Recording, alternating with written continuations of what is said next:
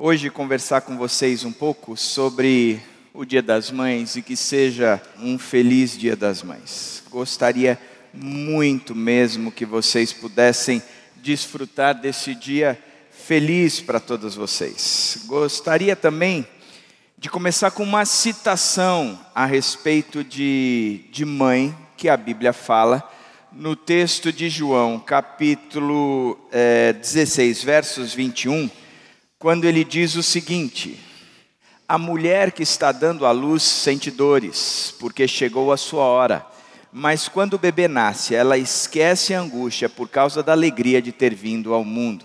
Eu me lembro da gravidez da Dani, das duas, e o finalzinho da gravidez sempre foi um negócio mais difícil. Ela teve, numa delas, eu acho que era do Pedro, ela teve um problema de coluna e não podia medicar, porque não pode nunca medicar porque está grávida, então ela dormia no chão e eu dormia na cama, no colchão. Então foram alguns meses dela dormindo no chão e aquele sofrimento todo. Eu lembro que eu era bem gordão e ela um dia disse: eu estou mas assim, é tão complicada a minha vida, porque eu não consigo nem mesmo amarrar o sapato, você não faz ideia o que é isso. E eu disse: não, eu tenho ideia sim do que é isso, eu sofro do mesmo mal. O interessante é que o término da gravidez tinha sido muito difícil, já não tem pose direito, para que lado deita e uma dificuldade toda, colocava um travesseiro para segurar a barriga e uma série... E o texto de João, ele diz que a mulher que está dando à luz, ela sente dores porque chegou a sua hora, mas quando o bebê nasce, ela esquece a angústia por causa da alegria de ter vindo ao mundo, do nenê ter nascido. Interessante que o apóstolo, quando está se referindo à mãe, ele está dizendo que há uma dicotomia na maternidade, que há o sofrimento e a alegria, e que a alegria e o sofrimento caminham juntos na maternidade, e o fato é que é verdade a respeito disso. As mães sofrem, e sofrem o tempo todo.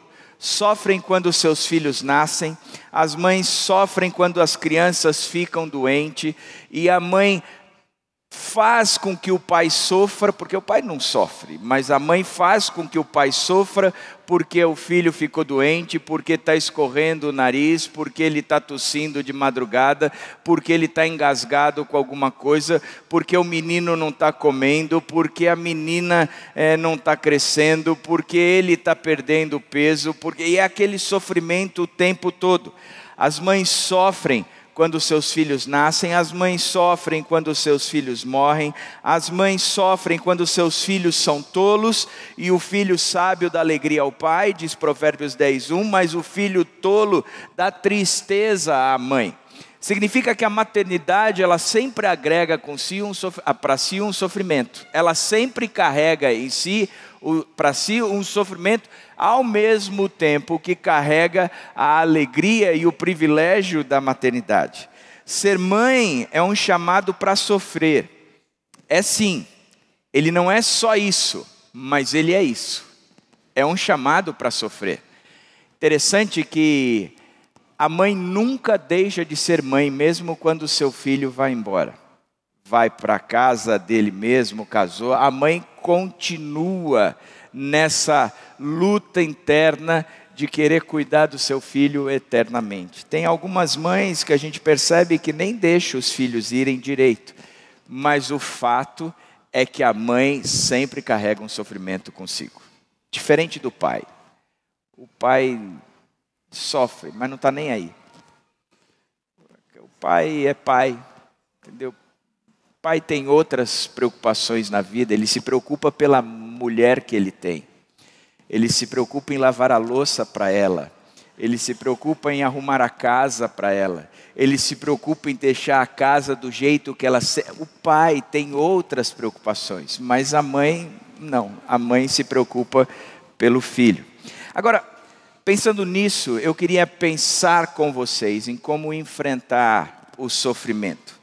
Mateus 15, 21 a 28, ele conta a história de uma mãe e de um sofrimento dela, que diz que saindo daquele lugar, Jesus retirou-se para a região de Tiro e de Sidom. Foi a única vez na história de Jesus entre nós que ele foi a Tiro e Sidom. Uma mulher cananeia, nem judia era, uma mulher que tinha religiões e crenças diferentes da dele, natural dali, veio a ele gritando: Senhor, filho de Davi, tem misericórdia de mim. Minha filha está endemoniada e está sofrendo muito. Mas Jesus não lhe respondeu palavra.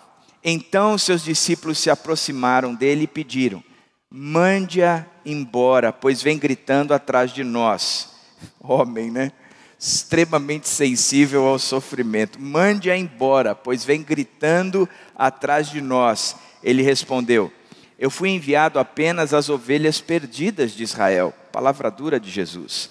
A mulher veio, adorou-o de joelhos e disse: Senhor, ajuda-me. Ele respondeu: não é certo tirar o pão dos filhos e lançá-lo aos cachorrinhos. Disse ela, porém: sim, Senhor, mas até os cachorrinhos comem das migalhas que caem da mesa dos seus donos. Jesus respondeu: mulher, grande é a sua fé, seja conforme você deseja. E naquele mesmo instante a sua filha foi curada. Uma conversa entre Jesus e uma mulher cananeia, a história de uma mulher e a sua filha que padecia de uma doença espiritual. Ela estava endemoniada. A angústia e a agonia dessa mulher de correr atrás do Mestre Jesus, pedindo misericórdia para que ele pudesse salvá-la de todo o sofrimento que a filha vinha passando. Interessante é que quando a gente olha para esse texto, uma das coisas que são claras, ou que nós podemos tirar como aprendizado, é que Deus não nos poupa de sofrimento. Deus não nos poupa de sofrimento. Saindo daquele lugar, Jesus retirou-se para a região de Tiro e de Sidom.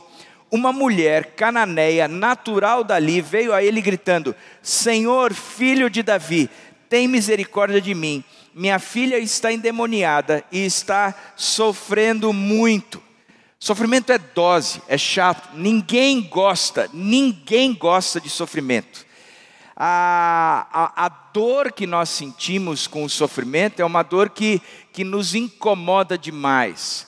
E interessante é que quando se trata de filho, e a gente transporta essa dor vindo de um filho para nós, é uma dor extremamente maior. Esses dias conversando com a Dani na aula de psicologia, ela tem aprendido que o luto de uma pessoa, ele tem uma duração normal, natural, que ninguém deve deixar de sofrer o luto ou de viver o luto. O luto é algo que nós temos que carregar. E o luto, ele tem um prazo determinado que ele vive, e a gente vive o luto, e este prazo ele é relativamente normal, até 2 anos, segundo a própria psicologia, é um prazo relativamente normal. A partir daí, o luto que não foi vencido, que não foi tratado, que não foi lapidado da vida da pessoa, passa a ser algo doentio e que deveria ser tratado. E só há um luto que não se cura, que é o luto da perda de um filho. Interessante, o sofrimento em relação ao filho é algo que é extremamente maior do que as nossas forças podem suportar. A partir daí, o luto, ele passa a ser doentio, desde que não seja relacionado a um filho. Deus não nos poupa do sofrimento. Significa que nós olhamos para a nossa vida, e a nossa vida ela não está isenta de sofrimentos. E na maternidade, a maternidade agrega em si o sofrimento, e a mulher vem para Jesus carregando sobre si o sofrimento que era algo que a filha padecia, que a filha sofria. Quando a gente vai para o Salmo 23, a gente percebe um movimento interessante. Salmo 23, verso 1 diz: o Senhor é o meu pastor, de nada terei falta. Interessante que a gente olha para isso e considera o Senhor o nosso pastor e nada vai nos faltar. Significa que eu não vou ter na minha conta a falta de qualquer coisa, tudo será suprido pelo Senhor. E o texto continua dizendo: mesmo quando eu andar por um vale de trevas e morte, não temerei perigo algum, pois tu estás comigo, a tua vara e o teu cajado me protegem. Interessante de olhar para esse texto e por um prisma diferente, entendendo que quando o Senhor é o meu pastor, nada me falta, nem mesmo o sofrimento me falta, porque o texto está dizendo que eu posso andar por um vale da sombra da morte e eu não vou temer coisa alguma, porque Ele está comigo. Significa que o sofrimento ele é agregado à vida do cristão, mesmo quando o cristão tem toda a sua devoção dedicada a Deus, que ele tem toda a sua consideração direcionada a Deus, mesmo quando isso acontece, o sofrimento é agregado. E engana-se quem acha que chegar a Jesus Cristo é isentar-se de problemas, de dificuldades ou de lutas. Engana-se quem acha que chegar a Jesus Cristo é viver num mar de rosas, é ganhar um campeonato mundial, é ter um título mundial. Engana-se quem acha que chegar a Jesus Cristo é você estar isento de qualquer provação na vida. Eu me cheguei a Jesus Cristo e o meu carro nunca mais irá quebrar. Eu cheguei a Jesus Cristo e eu nunca mais vou perder o emprego. Eu cheguei a Jesus Cristo e a minha conta bancária nunca mais ficará no vermelho. Eu cheguei a Jesus Cristo e nem mesmo gripe eu vou pegar. É ignorância espiritual pensar assim.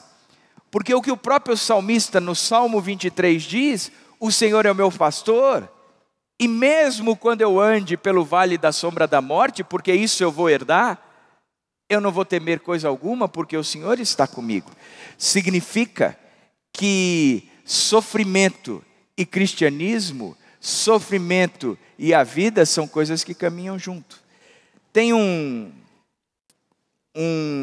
autor de um livro, um dos livros mais lidos na face da terra. Na verdade, as estatísticas dizem que é o segundo livro mais lido, só perde para a Bíblia. E o livro chama-se O Peregrino, e o autor é John Bunyan.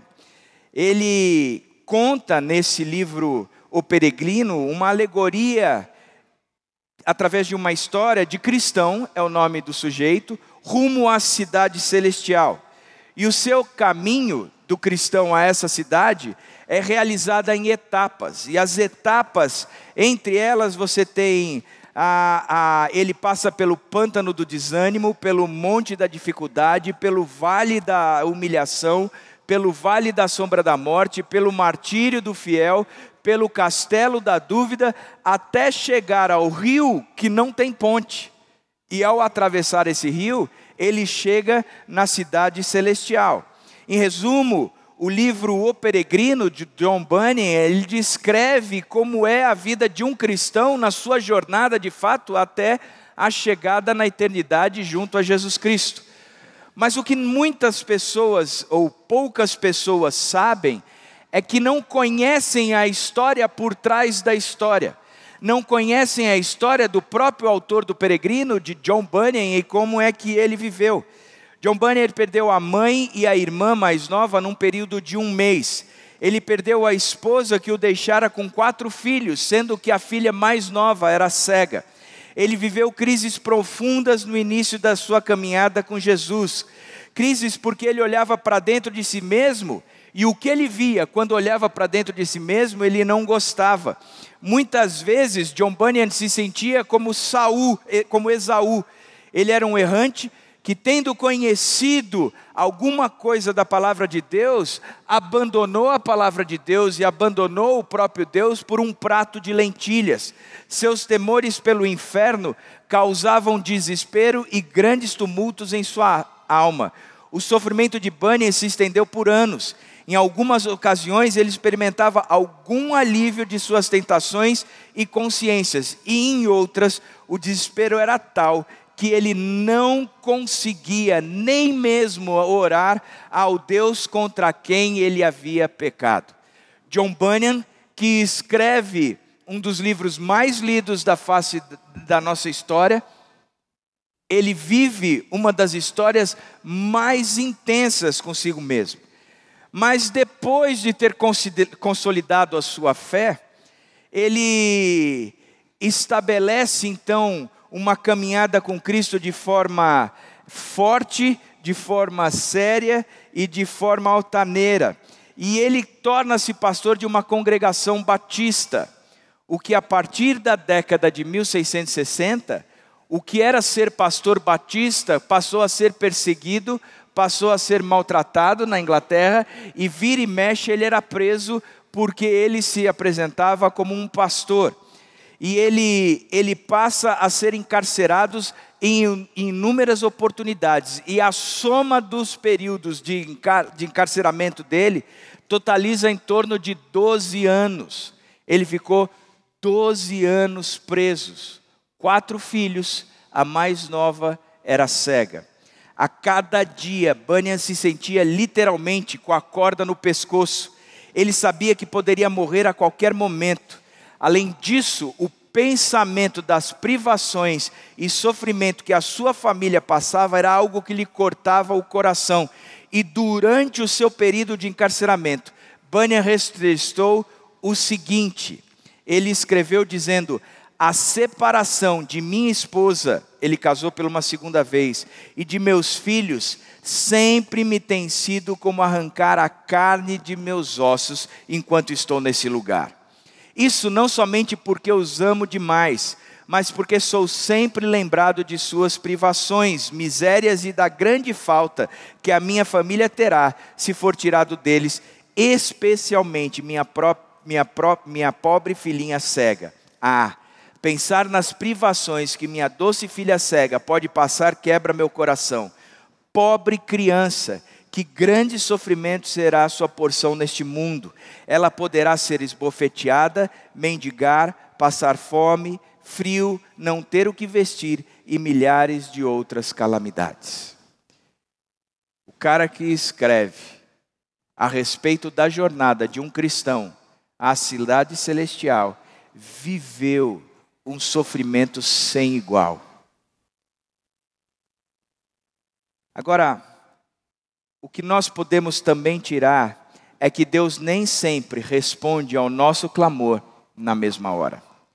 Mas Jesus não lhe respondeu palavra. Então seus discípulos se aproximaram dele e pediram: manda embora, pois vem gritando atrás de nós. Ele respondeu: eu fui enviado apenas às ovelhas perdidas de Israel. Que texto duro. A mulher com a filha endemoniada ouve falar que Jesus está ali, corre para perto do mestre e diz: por favor, tem misericórdia de mim, a minha filha está doente, ela está enferma, endemoniada, tem um espírito maligno tomando conta dela o tempo todo. E ela faz todo aquele apelo, e diz o texto, que Jesus não lhe respondeu palavra, ele não abriu a boca. Em contrapartida, os seus discípulos abriram a boca e falaram o que queria. Tira essa mulher de perto da gente, porque a gente está caminhando, ela fica gritando atrás da gente, pedindo para o Senhor curar o filho dela, a filha dela que está endemoniada. Manda ela embora, desapega dessa mulher, o LX nela rapidinho, Jesus, rapidinho. Interessante é que ele ainda acrescenta dizendo: eu fui enviado apenas às ovelhas perdidas de Israel, você é cananeia, eu não tenho nada a ver com você. Mais duro ainda a resposta de Jesus, quando ele abre a boca. Interessante é que nem sempre Deus responde o nosso clamor na mesma hora. E a impressão que nós temos é que às vezes ele faz questão de mostrar para nós que parece que o ouvido dele está tampado, que ele não está nem escutando, que ele não está dando bola. A verdade é que quando você olha o texto bíblico, você vê várias vezes, a demora de Deus em responder algumas coisas. Por exemplo, Deus promete um filho a Abraão e Sara, e só depois de 25 anos é que este filho chega na família. 25 anos. Você percebe que os discípulos estão no meio da noite enfrentando uma tempestade absurda, e só na 4ª vigília, praticamente de madrugada, somente quando o dia está raiando, é que Jesus chega para acalmar a tempestade. Jairo chega para Jesus e diz: por favor, a minha filha está doente, o senhor pode ir lá em casa curar? Ele: tá bom, eu vou. E no caminho de casa, da casa de Jairo, a filha, Jesus se perde ali na conversa e na cura de uma mulher que tinha uma hemorragia há muitos anos, e nesse perder tempo com essa mulher, a filha de Jairo morre, e dá na cabeça de Jairo a preocupação de dizer: agora você nem precisa mais ir para casa, porque eu precisava da sua resposta antes, e você demorou de vir se prendendo em outros assuntos, os quais o Senhor considerou mais importante. Interessante de pensar na própria morte do amigo de Jesus, Lázaro. Jesus chega para os discípulos e diz: olha, Lázaro está dormindo, mas era uma alusão a de que Lázaro havia morrido. E ele, em vez de se levantar e ir direto enquanto Lázaro está doente, ele espera Lázaro morrer. Chega 4 dias depois. A Marta, a irmã de Lázaro, que entende tudo desse movimento, chega para ele e diz: se o senhor estivesse aqui há 4 dias atrás, nada disso teria acontecido. Parece que o seu tempo não é o meu tempo. Parece que a sua preocupação não é a minha preocupação. Parece que o seu movimento não é o meu movimento. Porque eu precisava do Senhor não agora. Eu não precisava que o Senhor chegasse nesse exato momento. Eu precisava que o Senhor chegasse quando eu comecei a lhe clamar. Quando a situação da saúde do meu irmão começou a apertar. Quando a crise aumentou. Foi nesta hora que eu precisava do Senhor, e o Senhor não veio. O Senhor não apareceu. O Senhor ficou não sei aonde. Interessante disso. A ausência de Jesus na vida dessa mulher foi muito forte. A demora de Jesus, onde ele não teve pressa, inclusive ele adiou a viagem. E a morte de Lázaro, onde não adiantava mais ele chegar, agora é tarde. Agora é tarde. Interessante é que, quando a gente olha esses textos na Bíblia, a impressão de que dá é de que Deus se distanciou de nós, como quem dissesse: eu não estou nem aí para vocês, eu tenho outras coisas por fazer, a minha atenção está em outras preocupações maiores, a minha preocupação não é essa sua preocupação. Entretanto, o Salmo 121, 3 e 4 nos dá uma esperança tremenda que diz: Ele não permitirá que você tropece, o seu protetor se manterá alerta. Sim, o protetor de Israel não dormirá, ele sempre está alerta, ele sempre está alerta. Significa que ele sabe o que nós estamos passando, significa que ele sente a dor que nós estamos sentindo, significa que ele enxerga a aflição que nós estamos vivendo, que ele sabe sim que a nossa vida não está de acordo como nós queríamos, e algo maior do que nós tem nos acometido, tem nos enfrentado, tem batido de frente, a tal ponto de que nós estamos sofrendo o que nós estamos sofrendo. E Deus, ele não está de olhos fechados, Deus não está de ouvidos tampados. Deus não chegou para essa mulher dizendo: eu não estou enxergando o que você está passando, e na verdade, o que você está passando não é algo que você deveria estar sofrendo de fato. Jesus não foi uma mãe que chega para o filho e diz: engole esse choro. Mãe aqui, já disse isso para o filho alguma vez? Engole esse choro. Eu lembro de uma vez que eu fui dar uma bronca no Pedro, e ele estava chorando ali, e eu disse: Pedro, você para com isso agora, e quero você de cara alegre. E ele chorando, tentando fazer uma cara alegre. Aquilo partiu o meu coração, eu nunca mais usei essa expressão na vida. Tadinho. Tadinho não, ele está aqui, não quero sustentar essa pena. Mereceu a bronca que eu dei. Mas o fato é que Deus não está à parte do nosso sofrimento. Ele não dorme. O nosso protetor, ele não dorme. O nosso protetor, ele não dorme. Significa que quando a gente começa a pensar a respeito disso e do nosso sofrimento, nós temos sim uma audiência. Alguém que é a nossa plateia, que está enxergando a nossa vida. Significa que o nosso protetor não dorme. Então, o que é que está acontecendo? O que está acontecendo é que Deus não desperdiça nenhuma das nossas dores. A mulher veio, adorou de joelhos e disse: Senhor, ajuda-me. Ele respondeu: não é certo tirar o pão dos filhos e lançá-lo aos cachorrinhos. Disse ela, porém: sim, Senhor, mas até os cachorrinhos comem das migalhas que caem da mesa dos seus donos. Jesus chega junto dessa mulher e começa a fazer com que ela pense a respeito da sua própria dor. Ela pense a respeito com quem ela está falando. De que ela olhe para este Deus com quem ela conversava e tenha plena convicção daquilo que ela está pedindo e para quem ela está pedindo. Existe um outro inglês chamado William Cowper, nascido em 1731, mais ou menos quando Chico nasceu. Aos 6 anos, ele perdeu a sua mãe. Aos 10 anos, seu pai enviou para um internato, onde ele viveu uma vida horrível e cheia de desapontamento. Aos 32 anos, depois de ter estudado direito, se formado direito, tentado durante muito tempo exercer a profissão, aos 32 anos, ele desistiu do sonho de ser um magistrado em consequência de uma profunda depressão que o levou a tentar o suicídio muitas vezes. Ele tentou pular no rio Tamisa, mas foi impedido. Ele ingeriu veneno, porém foi encontrado a tempo por alguém que o socorreu. Ele atirou-se sobre uma faca, mas a lâmina quebrou com o peso do seu corpo.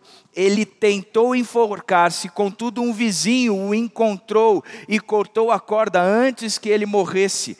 Tomou muitos comprimidos antidepressivos, mas foi salvo pela sua empregada. Sofrendo de depressão aguda e profunda, inquietação mental, beirando a loucura, sendo internado algumas vezes como louco, como uma pessoa esquizofrênica, voltou-se cada vez mais para Cristo, e do meio de uma das suas internações, ele escreve um poema chamado Deus se move de forma maravilhosa, e em 2 estrofes do poema todo, não é o poema inteiro, mas 2 das estrofes diz: Deus se move de formas misteriosas para realizar suas maravilhas. Ele imprime suas pegadas no mar e cavalga sobre a tempestade.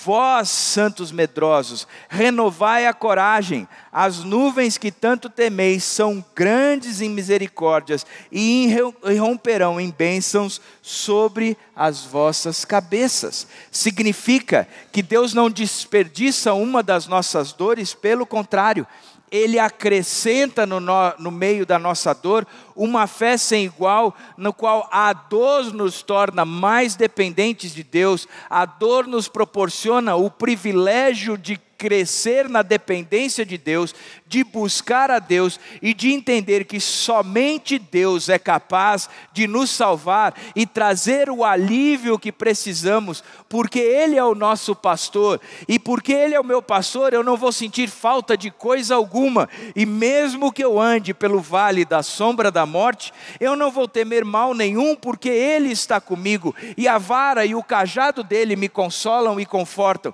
e me fazem caminhar de forma segura no meio de todas essas lutas, de todas essas provações. Por isso, todas as dores, todos os sofrimentos, todas as dificuldades que eu enfrento, Deus aproveita todas elas para tornar o bem que eu preciso, me tornar cada vez mais próximo do próprio Deus. Ele não desperdiça. O texto diz o seguinte: uma mulher cananeia, natural dali, veio a ele gritando: Senhor, filho de Davi, tem misericórdia de mim. Minha filha está endemoniada e está sofrendo muito. Interessante é que a nossa dor, ela não é desperdiçada, porque ela clama por misericórdia. Essa mulher, ela está aflita e ela precisa de ajuda. Ela pede ajuda à única pessoa que poderia ajudá-la de fato, Jesus Cristo. Porque somente Jesus Cristo é que trata doenças espirituais. Ela pede ajuda e ela não se conforma em ver a sua filha sendo destruída. A sua dor, o seu sofrimento, a sua angústia, não deixa estagnada no próprio movimento da autopiedade ou da tristeza dela, mas a leva aos pés de Jesus. O sofrimento dela a carrega a Jesus. Ela viu os problemas como uma oportunidade de se derramar aos pés do seu Salvador. O sofrimento pavimentou o caminho do seu encontro com Deus. Aquela mãe transformou sua necessidade em uma estrada para se encontrar com Cristo. Transformou a necessidade em uma oportunidade de se prostrar aos pés do Senhor. Não olhou as barreiras dos próprios discípulos de Cristo, impedindo de que ela se chegasse a Jesus Cristo. Da própria indiferença, aparentemente demonstrada pelo próprio Cristo, mas nada disso a impediu de chegar no Cristo, dizendo: por favor, tenha misericórdia de mim, porque se não for o Senhor que vier ao meu auxílio, ao meu socorro, eu não tenho mais esperança. Deus, às vezes, Ele adia a solução dos nossos problemas, para que eu e você possamos nos prostrar aos pés da cruz. A nossa dor, ela também clama por uma urgência. Além de clamar por misericórdia, ela também clama por uma urgência. Aquela mãe, ela não perdeu a oportunidade. Foi a primeira vez que Jesus veio àquela região e ela não perdeu a oportunidade. E o fato é que as oportunidades passam. O fato é que a vida passa muito rápido. O fato é que enquanto eu sou pai, eu tenho o privilégio de ter os meus filhos morando dentro de casa, mas isso passa rápido. Quanto menos você esperar, eles já estão dizendo que querem ir embora de casa. Que coisa chata, pô. Fica.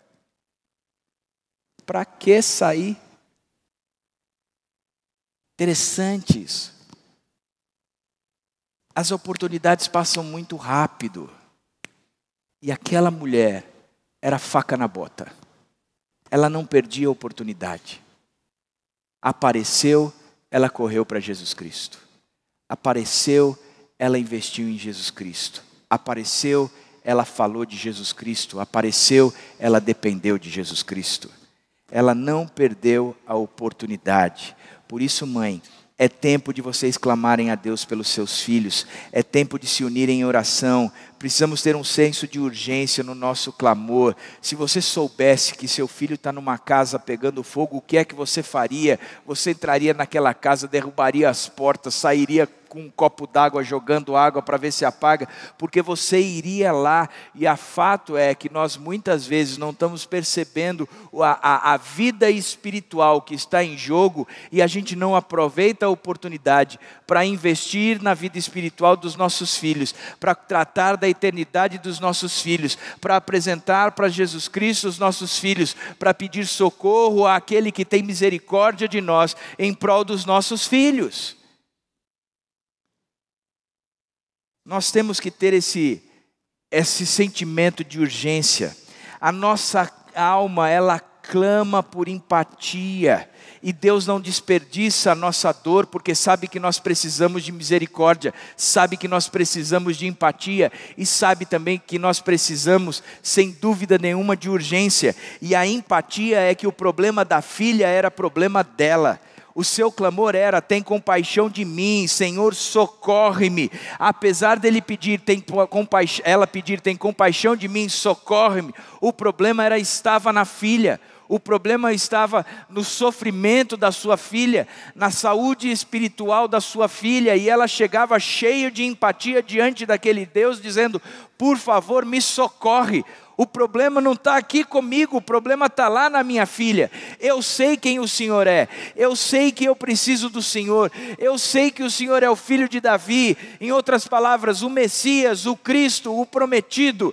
Eu sei com quem eu estou tratando, por isso me socorre, porque o meu problema é o problema da minha filha, o meu problema é a luta da minha filha, o meu problema são as dificuldades que ela está passando, por favor, me socorre, me socorre. A dor da sua filha era a sua dor, o sofrimento era o seu sofrimento. Por isso, Deus não desperdiça uma das nossas dores, porque na nossa dor nós podemos correr atrás de um Deus que é de misericórdia, nós podemos correr atrás de um Deus que trata com urgência, e nós podemos desenvolver a empatia, e Deus aproveita toda a nossa dor para nos tornar mais parecidos com Ele. Por isso que Tiago diz: tende motivo de toda alegria o passar por provação. Tende por motivo de toda alegria. Agora, Deus sempre tem um propósito no nosso sofrimento. Sempre tem. Jesus respondeu: mulher, grande é a sua fé. Seja conforme você deseja. E naquele mesmo instante, a sua filha foi curada.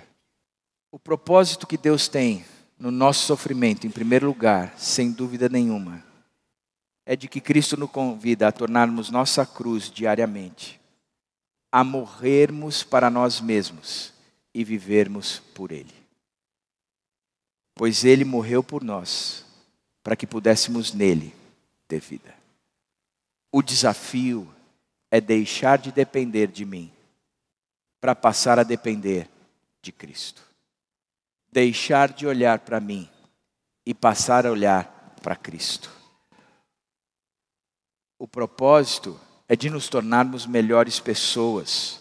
O sofrimento é o tubo de ensaio, é o cadinho que Deus nos utiliza para aprovarmos, aperfeiçoarmos e desenvolvermos a nossa fé.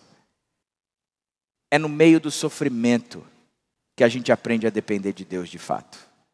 É quando a vida perde o controle, é quando não tem mais condição nenhuma de eu garantir ou segurar a vida, é que a vida se torna garantida por Deus.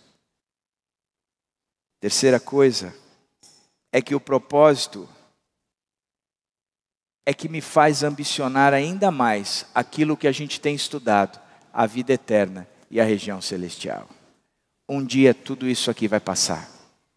Um dia tudo isso aqui vai acabar. Um dia, mais cedo ou mais tarde, diz Tessalonicenses que num abrir e fechar dos olhos, tudo isso aqui vai passar.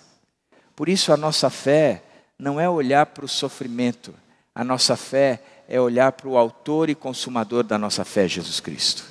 Por isso a nossa fé não é simplesmente olhar para as lutas dos meus filhos, mas a nossa fé é saber que há um lugar muito melhor, que mesmo as lutas dos meus filhos cessarão, porque há a promessa de que um dia essa era toda será passado, e uma nova era, uma nova ordem, uma nova postura do Deus que habita em nós, vivendo em nós, trazendo na eternidade toda para mim e para os meus filhos uma diferença grandiosa.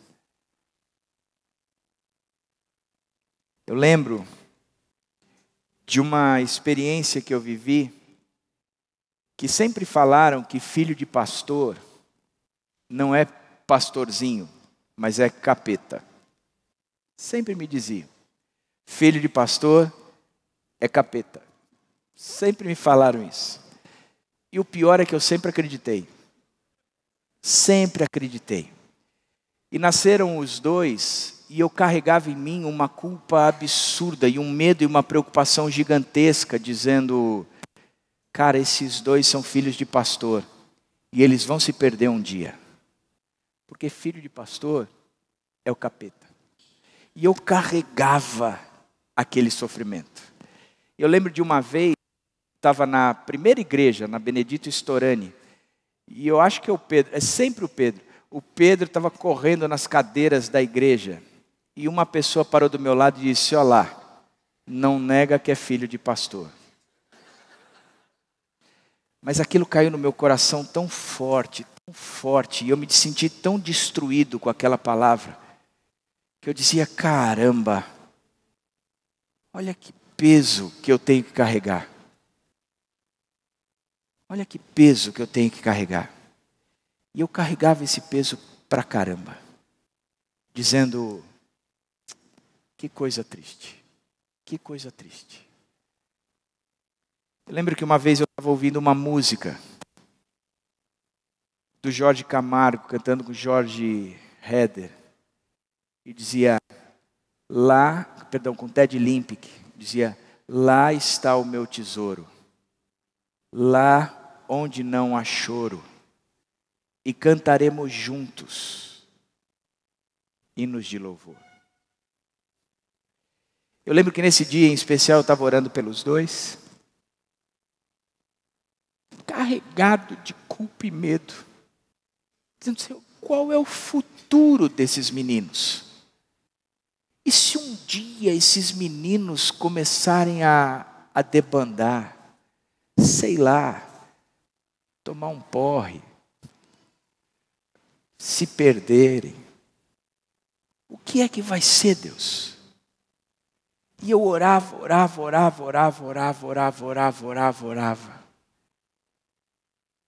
E aí eu comecei a prestar atenção nessa música. Lá está o meu tesouro, lá onde não há choro, e um dia cantaremos juntos hinos de louvor. Cara, isso bateu no meu coração como quem dissesse, obrigado, Deus. Eu não vou olhar para o que eu estou enxergando aqui, mas eu quero olhar para um Deus da promessa, que garante que um dia eu, meus filhos, minha esposa, meus pais, cantaremos juntos hinos de louvor, aonde Ele, que é o meu tesouro, tem guardado para nós um espaço maior. Um dia.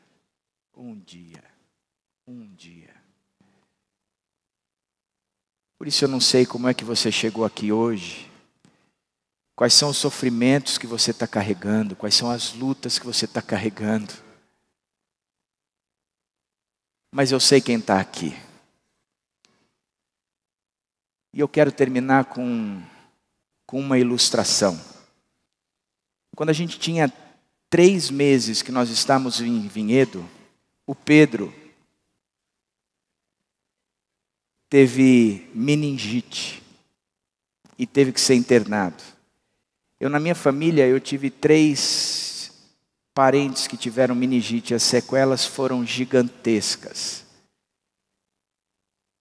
E eu lembro que ele tinha que tomar o antibiótico na veia, e aí furavam, e quando furavam a veia para pegar, era uma gritaria, era um sofrimento, era um drama que ele fazia, que deixava a gente abalado pra caramba.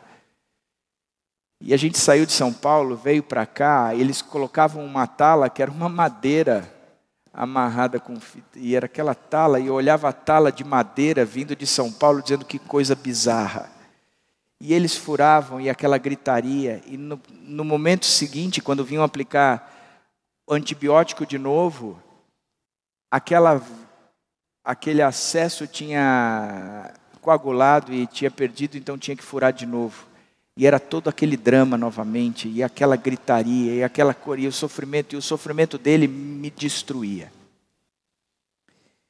Eu lembro que numa madrugada foram aplicar o antibiótico, e o acesso estava fechado. E ela tentou aplicar e não ia.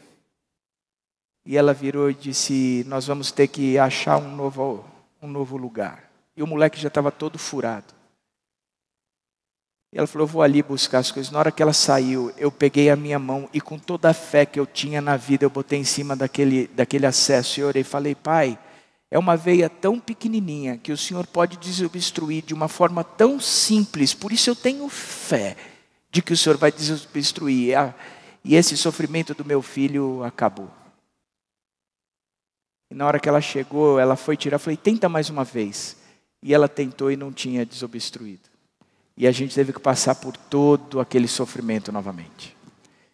E eu fiquei com raiva de Deus. Porque eu falei, cara, era uma veia que o Senhor, que criou coisas muito mais complicadas, poderia, se o Thanos num dedo, o Senhor poderia ter feito muito mais simples. Muito mais simples. Por que o senhor não fez isso? E eu ficava com ele à noite, a Dani ficava com ele durante o dia, e eu lembro que durante o dia eu fui trabalhar moído de raiva, de tristeza. Eu fui tomar banho, eu chorava antes de ir para o hospital, dizendo: por que o Senhor não me ouviu? Por que o Senhor não me atendeu? É o sofrimento do meu filho, é o sofrimento do meu filho. E à noite eu fui para o hospital, e eu lembro que eu estava chateado com Deus. E eu lutava muito com a raiva que eu tinha de Deus. Pô, Deus, pode ser bobeira, mas é um sofrimento que eu queria ter evitado.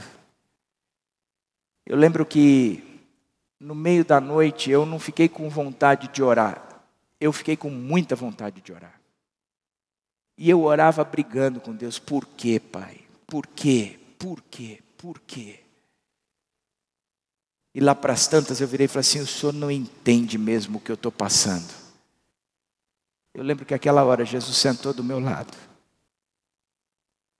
Deus estava do meu lado e Ele disse: eu sei sim o que você está passando. Porque sofrimento de filho eu entendo. Na hora que Deus falou aquilo para mim, aquele quarto ficou pequeno demais para a presença daquele Deus. Um Deus que sabe o que a gente está passando. Quando o assunto é filho, porque o filho dele morreu pela gente. Um Deus que se identifica com a nossa dor. Um Deus que escuta a nossa história. Um Deus que vai em nossa direção. Um Deus que age de forma absurda. Deus sabe, Deus sabe, Deus sabe. No movimento de todo o sofrimento daquela mulher, Jesus vira para ela e diz: grande é a sua fé. Grande é a sua fé. A minha oração é que você, mãe que está aqui, que você saia daqui com uma fé maior ainda do que você entrou. Porque o Deus que não muda continua sendo o mesmo e Ele conhece do teu sofrimento.